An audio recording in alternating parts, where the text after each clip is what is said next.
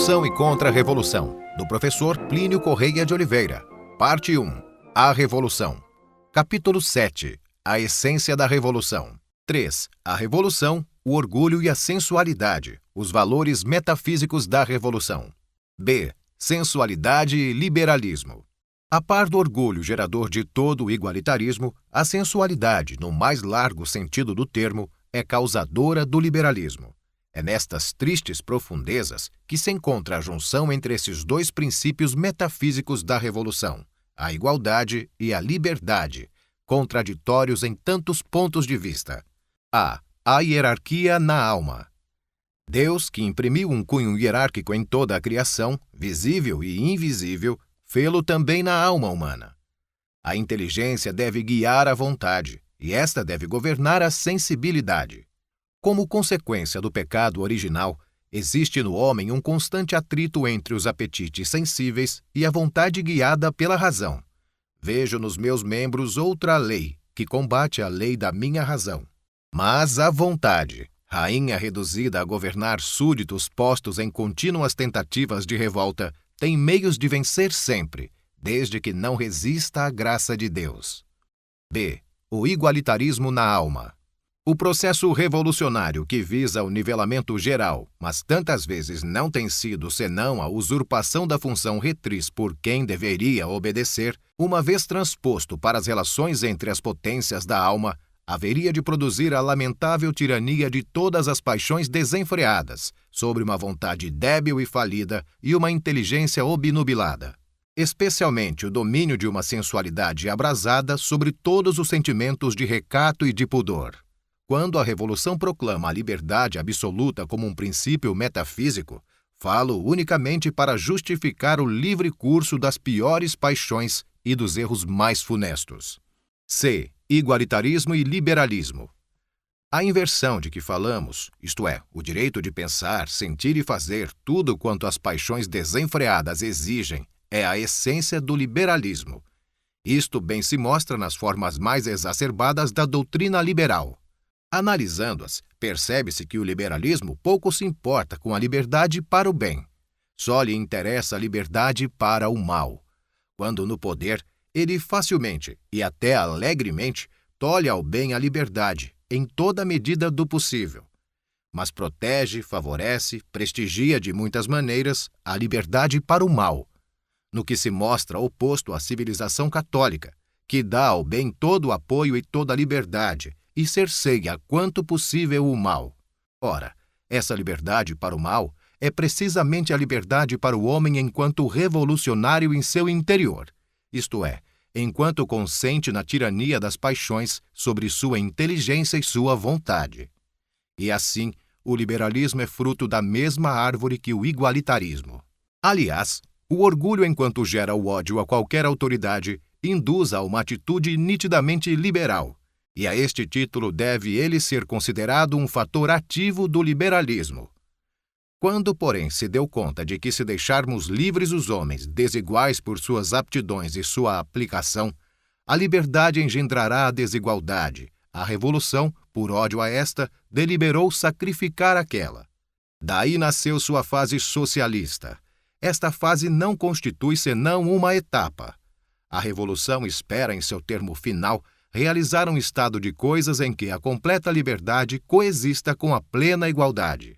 Assim, historicamente, o movimento socialista é um mero requinte do movimento liberal.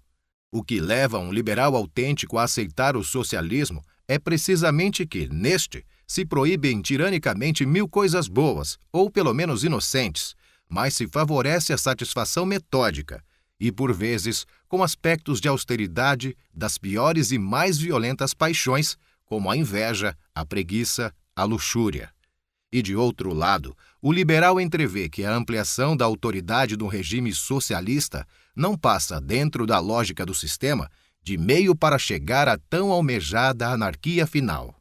Os entrechoques de certos liberais ingênuos ou retardados com os socialistas são, pois, meros episódios superficiais no processo revolucionário, inócuos que procoque não perturbam a lógica profunda da revolução, nem sua marcha inexorável num sentido que, bem vistas as coisas, é ao mesmo tempo socialista e liberal.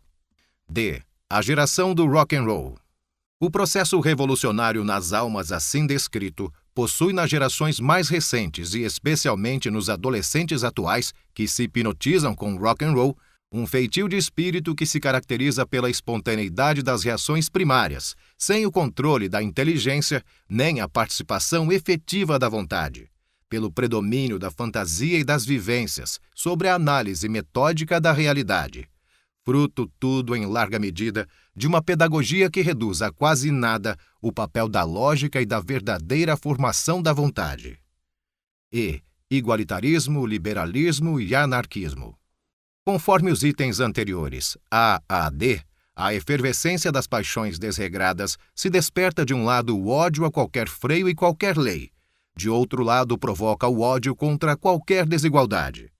Tal efervescência conduz, assim, à concepção utópica do anarquismo marxista, segundo a qual uma humanidade evoluída, vivendo numa sociedade sem classes nem governo, poderia gozar da ordem perfeita e da mais inteira liberdade, sem que desta se originasse qualquer desigualdade. Como se vê, o ideal simultaneamente mais liberal e mais igualitário que se possa imaginar. Com efeito, a utopia anárquica do marxismo consiste em um estado de coisas em que a personalidade humana teria alcançado um alto grau de progresso, de tal maneira que lhe seria possível desenvolver-se livremente numa sociedade sem Estado nem governo. Nessa sociedade, que apesar de não ter governo, viveria em plena ordem, a produção econômica estaria organizada e muito desenvolvida, e a distinção entre trabalho intelectual e manual estaria superada. Um processo seletivo ainda não determinado levaria a direção da economia aos mais capazes, sem que daí decorresse a formação de classes. Estes seriam os únicos insignificantes resíduos de desigualdade. Mas, como essa sociedade comunista anárquica não é o termo final da história, parece legítimo supor que tais resíduos seriam abolidos em ulterior evolução. Capítulo 8. A inteligência, a vontade e a sensibilidade, na determinação dos atos humanos. As anteriores considerações pedem um desenvolvimento quanto ao papel da inteligência, da vontade e da sensibilidade nas relações entre erro e paixão. Poderia parecer, com efeito, que afirmamos que todo erro é concebido pela inteligência para justificar alguma paixão desregrada. Assim, o moralista que afirmasse uma máxima liberal seria sempre movido por uma tendência liberal. Não é o que pensamos. Pode suceder que unicamente por fraqueza da inteligência atingida pelo pecado original, o moralista chegue a uma conclusão liberal. Em tal caso, terá havido necessariamente alguma falta moral de outra natureza, o descuido, por exemplo? É questão alheia ao nosso estudo. Afirmamos, isto sim, que historicamente esta revolução teve sua primeira origem em uma violentíssima fermentação de paixões, e estamos longe de negar o grande papel dos erros doutrinários neste processo. Muitos têm sido os estudos de autores de grande valor como Mestre de Bonaldi, Donoso Cortés e tantos outros sobre tais erros e o modo pelo qual eles foram derivando uns dos outros, do século XV ao século XVI e assim por diante, até o século XX. Não é, pois, nossa intenção insistir aqui sobre o assunto. Parece-nos, entretanto, particularmente oportuno focalizar a importância dos fatores passionais e a influência destes nos aspectos estritamente ideológicos do processo revolucionário em que nos achamos. Pois, a nosso ver, as atenções estão pouco voltadas para este ponto, o que traz uma visão incompleta da revolução e acarreta, em consequência, a adoção de métodos contra-revolucionários inadequados. Sobre o modo pela qual as paixões podem influir nas ideias, há algo a acrescentar aqui. 1. A natureza decaída, a graça e o livre-arbítrio. O homem, pela simples força de sua natureza, pode conhecer muitas verdades e praticar várias virtudes. Entretanto, não lhe é possível, sem o auxílio da graça, permanecer duravelmente no conhecimento e na prática de todos os mandamentos. Isto quer dizer que em todo homem decaído há sempre a debilidade da inteligência e uma tendência primeira e anterior a qualquer raciocínio que o incita a revoltar-se contra a lei. 2. O germe da revolução. Tal tendência fundamental à revolta pode, em dado momento, ter o consentimento do livre-arbítrio. O homem decaído peca, assim violando um ou outro mandamento, mas sua revolta pode ir além e chegar até o ódio, mais ou menos inconfessado, à própria ordem moral em seu conjunto. Esse ódio revolucionário por essência pode gerar erros doutrinários e até levar à profissão consciente e explícita de princípios contrários à lei moral e à doutrina revelada, enquanto tais, o que constitui um pecado contra o Espírito Santo. Quando esse ódio começou a dirigir as tendências mais profundas da história do Ocidente, teve início a Revolução, cujo processo hoje se desenrola, em cujos erros doutrinários ele imprimiu vigorosamente sua marca. Ele é a causa mais ativa da grande apostasia odierna. Por sua natureza, ele é algo que não pode ser reduzido simplesmente a um sistema doutrinário. É a paixão desregrada em altíssimo grau de exacerbação. Como é fácil ver, tal afirmação relativa a esta revolução em concreto não implica em dizer que se há sempre uma paixão desordenada na raiz de todo o erro. E nem implica em negar que muitas vezes foi um erro que desencadeou nesta ou naquela alma, ou mesmo neste ou naquele grupo social, o desregramento das paixões.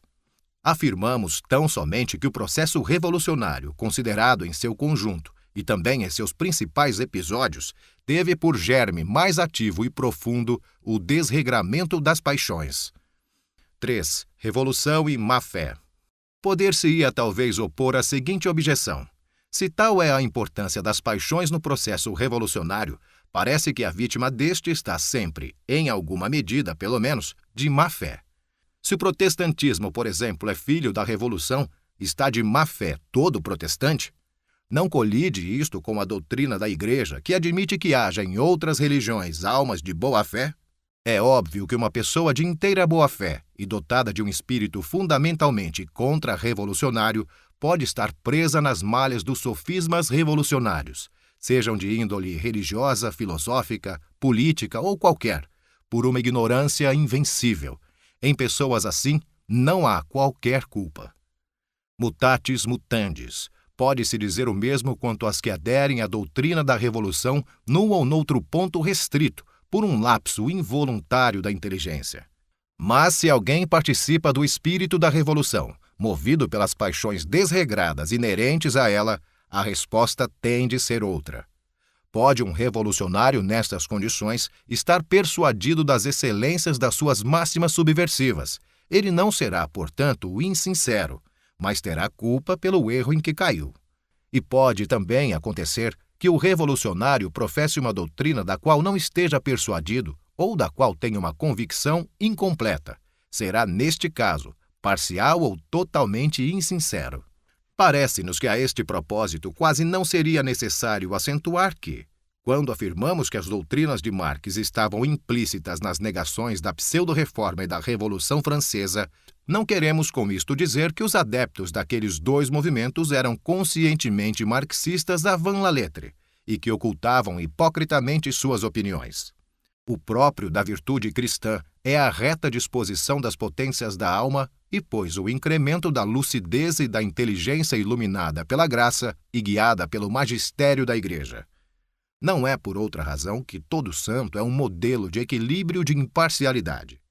A objetividade de seus juízos e a firme orientação de sua vontade para o bem não são debilitadas, nem de leve, pelo bafo venenoso das paixões desregradas. Pelo contrário, à medida que o homem decai na virtude e se entrega ao jugo dessas paixões, vai minguando nele a objetividade em tudo quanto às mesmas se relacione. De modo particular, essa objetividade fica perturbada quanto aos julgamentos que o homem formule sobre si mesmo.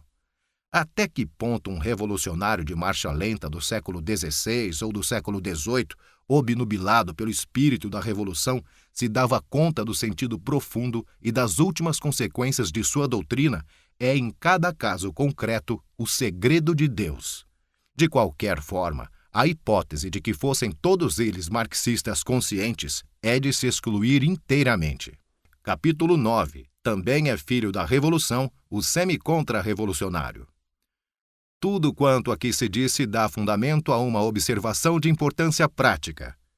Espíritos marcados por essa revolução interior poderão, talvez, por um jogo qualquer de circunstâncias e de coincidências, como uma educação em meio fortemente tradicionalista e moralizado, conservar em um ou muitos pontos uma atitude contra-revolucionária. Sem embargo, na mentalidade destes semi-contra-revolucionários se terá entronizado o espírito da revolução.